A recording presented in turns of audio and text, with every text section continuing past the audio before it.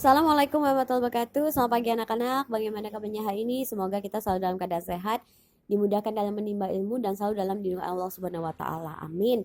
Oke, masih di tema 7 ya, kelas 4 pembelajaran subtema 1 pembelajaran ketiga.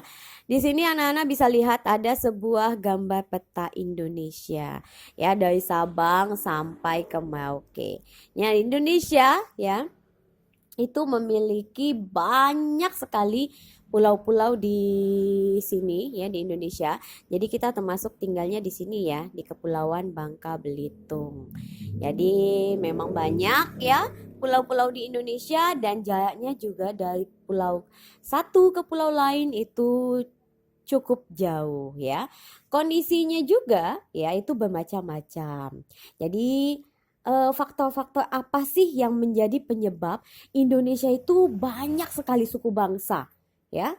Penyebabnya itu adalah halaman 22. Anak-anak bisa dilihat ya, yang pertama penyebabnya itu adalah letak strategis wilayah Indonesia. Itu yang menyebabkan keragaman seperti suku bangsa, bahasa, agama, dan budaya yang ada di Indonesia. Jadi karena letaknya berada di antara Samudra Hindia dan Samudra Pasifik, kemudian juga berada di antara benua Asia dan benua Australia, itu makanya menyebabkan Indonesia itu berada di tengah-tengah lalu lintas perdagangan. Jadi kalau orang suka datang ke Indonesia pada zaman dahulu kala ya, sehingga kita sering dijajah itu karena memang letak kita sangat strategis. Kemudian yang kedua, kondisi negara kepulauan kita ya. Banyak pulau di Indonesia itu menyebabkan penduduk yang menempati satu pulau atau sebagian dari satu pulau tumbuh menjadi kesatuan suku bangsa.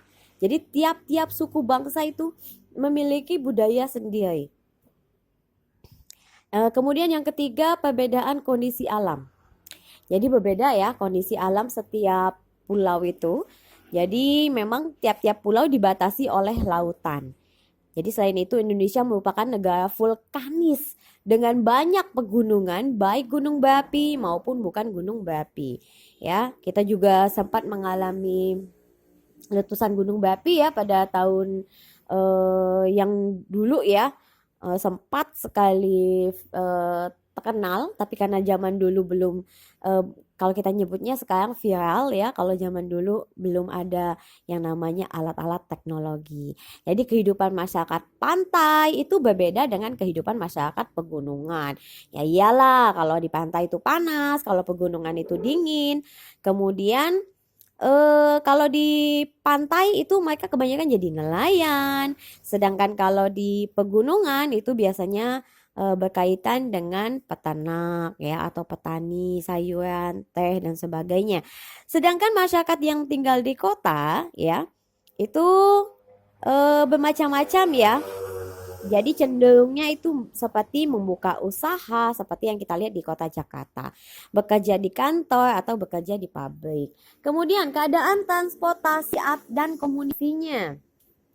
Jadi kemajuan dan keterbatasan sarana transportasi dan komunikasi itu juga dapat mempengaruhi.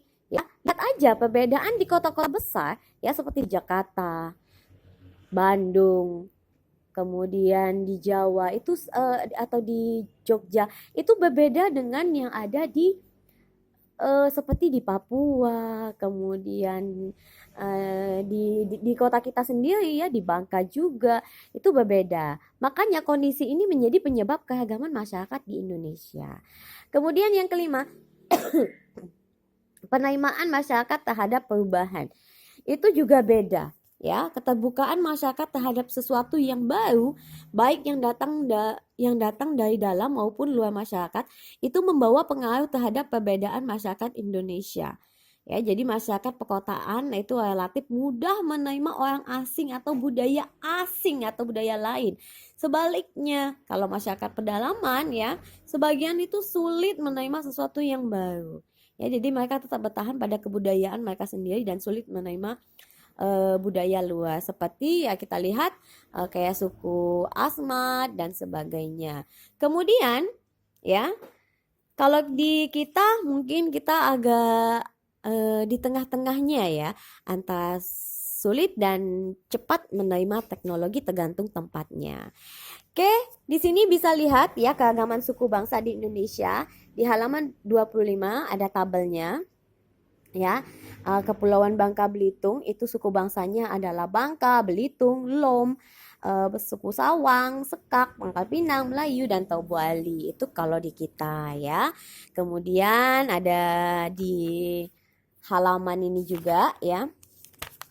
Bahasa di halaman 32, ragam bahasa Indonesia juga termasuk berbeda-beda. Di halaman 32 ini kalau kita di Sumatera ya, ada bahasa Bangka, Aceh, Batak, Alas dan sebagainya, bisa lihat di sini ya.